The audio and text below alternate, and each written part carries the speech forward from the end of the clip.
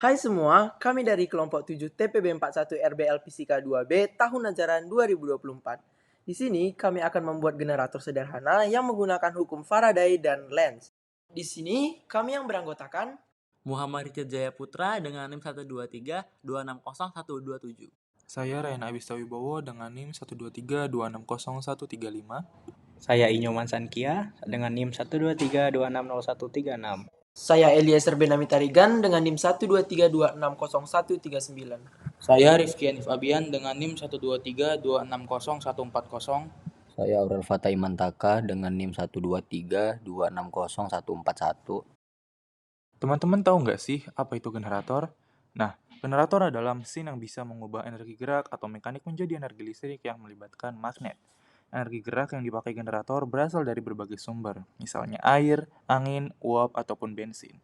Prinsip kerja generator menggunakan induksi elektromagnetik yang berkaitan dengan hukum Faraday dan Lenz.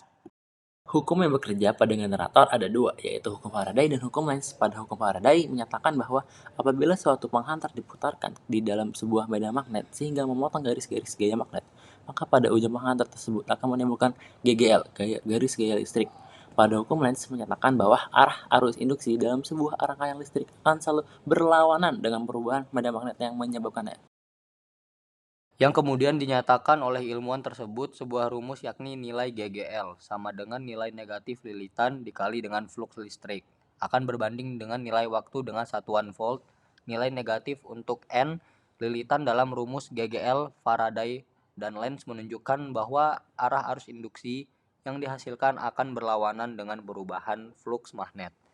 Untuk pembuatan generator sederhana dibutuhkan alat bahan antara lain 2 buah magnet cincin berdiameter dalam 3 cm, paralon berdiameter 3 cm dengan panjang 10 cm, kawat tembaga berdiameter 0,5 mm, lampu LED, karton, gunting, cutter, dan lem tembak. Berikut adalah cara pembuatan generator sederhana. Pertama, buat dasar sirkuit dari karton atau kardus. Kedua, di sini kami membuat ukuran 30 x 20 cm. Ketiga, siapkan tembaga dengan lilitan sebanyak 200, 100, dan 50.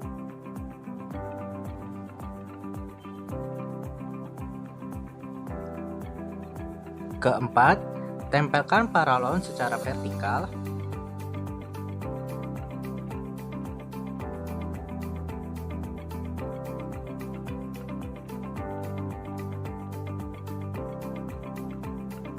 Kelima, tempelkan lampu.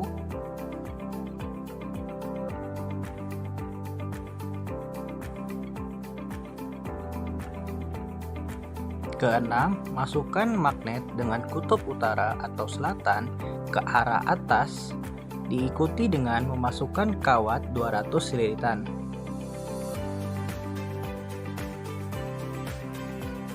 Dan magnet kedua yang berkutub sama dengan magnet pertama dimasukkan ke arah bawah. Selanjutnya, sambungkan ke lampu dan gerakan magnet yang terbang.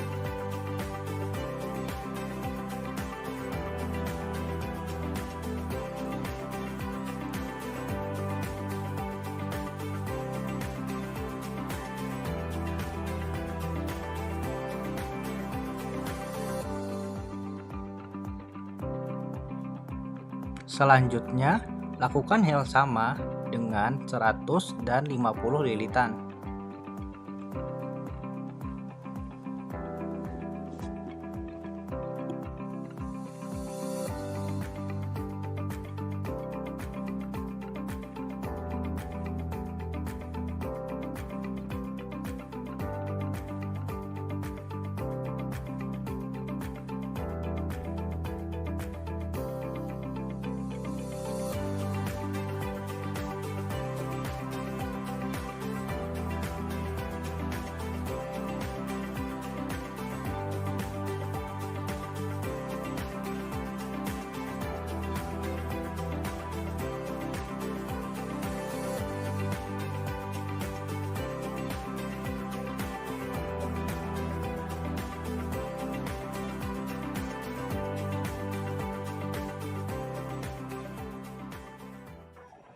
Dari hasil yang kami lakukan pada hubungan jumlah lilitan terhadap arus didapatkan bahwa pada 50 lilitan lampu tidak menyala, pada 100 lilitan lampu menyala tetapi redup, dan pada 200 lilitan lampu menyala dan terasa hangat.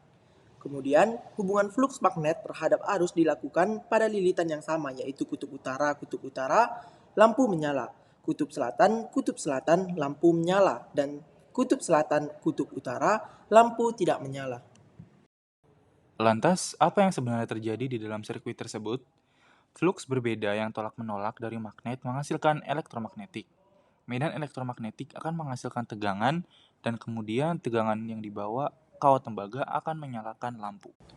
Kesimpulan yang didapat dari proyek kali ini, 1. Medan magnet bisa menghasilkan tegangan dalam atau gaya gerak listrik. 2. Tegangan listrik berbanding lurus dengan lilitannya. Semakin banyak lilitannya, tegangan semakin besar. 3. Tegangan listrik berbanding lurus dengan nilai fluksnya. 4. Tegangan terbesar ada pada variasi kutub yang sama saling berhadapan atau tolak-menolak dibandingkan yang dihadapkan dengan kutub yang berbeda. Karena ketika dua kutub sama bertemu garis medan magnetik keduanya dan berinteraksi dengan kuat dan dapat menghasilkan medan elektromagnetik yang besar.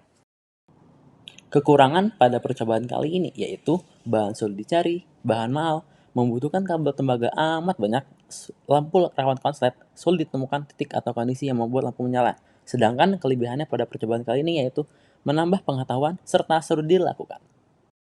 Sekian dari kelompok kami, kurang lebihnya minta maaf, sampai jumpa lagi.